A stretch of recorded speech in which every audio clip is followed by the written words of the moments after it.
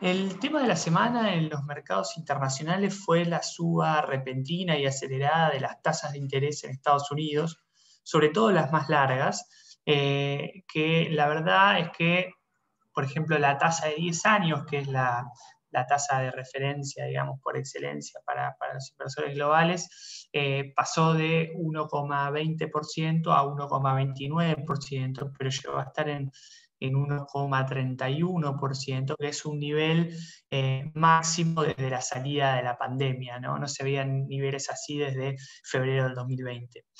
En paralelo a esto, que es un suceso global, en Argentina, la verdad es que los bonos en dólares siguieron también extendiendo su mala racha, llegaron a mínimos que no se veían desde fines de octubre, cuando el Banco Central vendía a razón de más de 1.000 millones de dólares por mes. Entonces, esta contemporaneidad de los sucesos lo que nos llevó con el equipo de estrategia consultarios a replantearnos una vieja y reincidente pregunta, que es el impacto que tiene la suba de las tasas en los bonos soberanos en dólares, ¿no? Ahí, digamos, para no generar suspenso y expectativa, la conclusión directamente es que nosotros no creemos que la suba de tasas sea algo que amerite preocupación por parte de los tenedores de bonos argentinos, básicamente por dos razones. Una, apunta básicamente a las tasas libres de riesgo, y la verdad es que ahí lo que nosotros estamos viendo es que los movimientos que esperamos para la suba de tasas son mucho más suavizados de lo que han estado siendo. Y la verdad es que también la razón por las cuales vemos que están subiendo las tasas de interés en el mundo, sobre todo las de Estados Unidos, son razones buenas, digamos, son por los buenos motivos. Es decir, lo que estamos viendo es que lo que se produce es una suba de tasas porque la interpretación de consenso es que la recuperación está siendo bastante vigorosa, digamos. De hecho, cuando nosotros vemos la dinámica de la tasa de interés real, como ustedes saben, la tasa de interés de Estados Unidos, tomemos por ejemplo la de 10 años, se compone, digamos, de dos componentes, digamos. Una expectativa de inflación, que justamente esa es la que está subiendo por la recuperación de la demanda, y una tasa de interés real.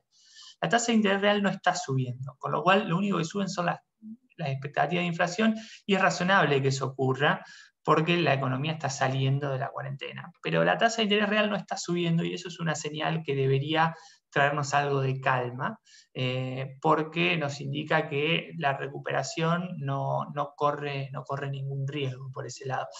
La verdad es que los procesos de suba de tasa de interés, tales como los entendíamos en los 70s u 80s, eran procesos de estanflación. Hoy por hoy es el escenario totalmente opuesto, ¿no? La proyección de crecimiento de la economía global, de hecho, del FMI, es la más alta de la última década, digamos. El FMI proyecta que vamos a crecer arriba del 5% el mundo. Así que eso por un lado. Y por el lado de la inflación, es verdad que la inflación estuvo subiendo, la expectativa de inflación en Estados Unidos estuvo subiendo, pero hay casos como los de China y Nueva Zelanda, que son economías que ya lograron salir de la cuarentena mucho más temprano, y aún con estímulos monetarios, fiscales y reapertura, no lograron tener inflaciones mayores que su promedio histórico. Así que probablemente un exceso en los inventarios, eso le ponga algún techo pronto a la inflación. Y además, aquellos que hay temores de que ocurra algo parecido al taper tantrum, el taper tantrum, que fue básicamente cuando en 2013 el presidente de la Reserva Federal, Ben Bernanke, anunció que iban a comenzar a retirar los estímulos monetarios. El mercado se asustó, las tasas subieron muy fuerte de repente, las acciones cayeron y obviamente el crédito también sufrió. Eso, la verdad es que nosotros no vemos que ocurra un riesgo similar, digamos, no creemos que este sea un riesgo demasiado elevado, porque a nuestro entender las condiciones hoy son muy distintas. La verdad es que la Reserva Federal está comprometida a un ritmo de recompra de 120.000 millones de dólares al mes, y además tiene un esquema muy distinto de metas promedio de inflación, que lo que hace es ayudar a convencer al mercado de que un retiro de estímulos no significa un comienzo de un ciclo de suba de tasas. El mercado sí interpretó mal el del anuncio de Bernanke en 2013 y por eso es la reacción de mercado. Además, la Fed estuvo mejorando los mecanismos de comunicación que tiene para con el mercado, ampliando los participantes de sus encuestas de expectativas para tratar de incluir más de lleno participantes reales del mercado. Y además, por otro lado, también las tasas de interés en Estados Unidos ya vienen subiendo, a diferencia de lo que pasó en 2013 cuando todavía estaban en niveles mínimos. Así que todo eso creo que para nosotros es un argumento de que los riesgos de un taper tantrum no estén presentes. El otro argumento por el cual nosotros no creemos que las tasas de interés, la suba de tasas de interés en el mundo tenga gran influencia en la evaluación de los bonos en dólares, es básicamente porque Argentina tiene problemas mucho más importantes que la suba de tasa. De hecho, lo que nosotros vemos, cuando nosotros medimos cuántas veces representa el rendimiento de los bonos respecto a la tasa libre de riesgo, vemos que para el caso de Argentina el rendimiento de sus bonos representa 18 veces, entre 16 y 18 veces la tasa libre de riesgo, que es un nivel muy superior básicamente a cualquier país, salvo Sri Lanka, que es un país que también tiene riesgo alto de default y además tiene bonos con una duración más corta, lo cual con una curva invertida hace que el rendimiento sea todavía mayor. Pero en realidad conceptualmente lo que nosotros notamos es que los bonos emergentes de alto rendimiento tienen una sensibilidad menor a los movimientos en los bonos del Tesoro americano, justamente porque los bonos de los países emergentes de alto rendimiento tienen un montón de otros problemas que lo hacen un bicho un poquitito más diferente y disociado, ¿no? Entonces, la suba de tasas de esta semana fuerte y la caída en los bonos soberanos en dólares podría parecer hasta casi una coincidencia, ¿no? Si no fuera porque en realidad la verdadera razón o la razón que nosotros consideramos más probable es que hubo un comunicado del Comité de Bonistas Exchange criticando fuertemente el rumbo económico del gobierno, con lo cual podemos ver que la caída de los bonos seguramente obedezca a eso. Y a su vez este comunicado nos da instrumentos, digamos, un instrumento bastante claro sobre cuáles son realmente los riesgos que importan para los bonos argentinos. Y ahí la verdad es que nosotros tenemos una visión un poco más constructiva de lo que en general es el consenso. Hay dos riesgos principales, porque hay varios riesgos, pero muchos se condensan en el primero, que es el poco grado de avance en las negociaciones con el fondo. Desde hace tiempo nosotros venimos remarcando la importancia de cerrar un acuerdo con el fondo como una herramienta súper eficiente para anclar expectativas, y eso a su vez sería el principal caracterizador de los bonos. El comunicado de bonistas de esta semana hace un énfasis bastante fuerte en el acuerdo con el fondo, lo llama desesperadamente necesario acuerdo con el fondo, con lo cual refuerza todavía más nuestra idea de que el acuerdo es un catalizador importante para el precio de los bonos. El problema está en que empiezan a crecer las especulaciones de que el gobierno buscará postergar el acuerdo. Hay declaraciones del representante de Argentina en el fondo, de Sergio Chodo, que dijo que no es una fatalidad si no se cumple con el plazo de cerrar un acuerdo antes de mayo.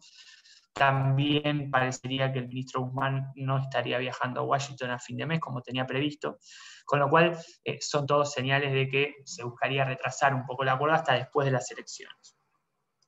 La verdad ahí es que nuestra visión es, en algún momento, lo que sí sabemos, nosotros no sabemos si el acuerdo va a ser antes o después de las elecciones, ese es un riesgo. Lo que sí está claro es que el acuerdo va a tener que ser en algún momento dentro de los próximos 12 meses, digamos. Con lo cual, desde un punto de vista macro sí importa mucho cuándo se hace el acuerdo. Desde un punto de vista de los bonos, donde sus principales flujos están a partir del próximo mandato presidencial, la verdad es que si el acuerdo se cierra en mayo, junio o en noviembre o diciembre, la verdad es que no debería ser tan sustancial la diferencia. Sobre todo, la verdad es que, porque si el gobierno se plantea la posibilidad de no llegar a un acuerdo antes de las elecciones, es porque puede hacer. Como dicen en Twitter, ¿no? ¿Por qué? Porque puedo. Y la verdad es, digamos, ¿qué queremos decir con esto? la verdad es que el Banco Central en los últimos meses comenzó a comprar dólares en el mercado oficial, más de 1.000 millones desde el principio de diciembre. Si bien es verdad que las reservas netas no crecieron, porque también el Banco Central está vendiendo bonos y está pagando deuda con organismos internacionales, es interesante notar cómo el precio de los bonos estuvo siempre muy en línea con la intervención del Banco Central en el MULC, pero desde que comenzó a recomprar, los bonos no se enteraron, digamos. Eso es algo que todavía para nosotros está pendiente de verse reflejado en el precio de los bonos. Y sobre todo también, algo que le da mucho aire al gobierno, son las expectativas de la cosecha. El clima mejoró mucho y con los precios elevados de los commodities, todo indicaría de que la cosecha valorizada de 2021 va a ser de las más altas de los últimos años. Así que incluso ajustando por una brecha cambiaria que todavía está por arriba del 60%, la oferta de dólares podría ser bastante interesante y darle aire por lo menos a que el gobierno llegue a fin de año. Con lo cual, el acuerdo en algún momento va a estar y si el gobierno lo retrasa es porque puede. Entonces, en ese sentido, nosotros tendemos a seguir relativamente constructivos con los bonos en dólares, más allá de que la dinámica de mercado no nos ha dado la razón. Y el último riesgo, o el segundo de los grandes riesgos, es el político, ¿no? La verdad es que las elecciones de este año son un evento muy importante para los bonos, porque gran parte de su flujo, como ya les dije, van a ser dentro del próximo mandato presidencial. Y entonces las elecciones de este año se vuelven como un primer puntapié para pensar lo que puede llegar a ser 2023. Nosotros ya hemos dejado en claro en un informe semanal hace un tiempo respecto de nuestra visión del trade electoral. Nosotros creemos que una mala performance del gobierno podría eventualmente traducirse en un evento alcista para los activos argentinos, en particular también acciones y bonos, pero acá estamos hablando de bonos. Así que ese es un punto que tenemos que tener en cuenta. Y para terminar de cerrar, para unir el final con el principio, cuando nosotros vemos lo que pasó en 2013, con el taper tantrum, esas fuertes tasas, cuando a partir de abril de 2013 comenzaron a subir las tasas en Estados Unidos, subieron casi 130 puntos básicos. En Argentina, paralelamente, se estaba empezando a dar lo que era la elección legislativa de 2013, que fue mala para el oficialismo y que fue positiva para el mercado. Y en ese contexto, con tasas de interés subiendo más de 100 puntos básicos, la verdad es que el riesgo país no solo no subió, sino que incluso comprimió. Hay condiciones distintas, sí, pero lo que nosotros decimos es trade electoral puede matar el efecto negativo de una suba de tasas eventualmente, más allá de que, como comentamos anteriormente, no es algo que nosotros estemos viendo. Así que les dejo para que puedan ver un poco con mayor detalle lo que es el informe semanal que preparamos y les deseo a todos un buen fin de semana.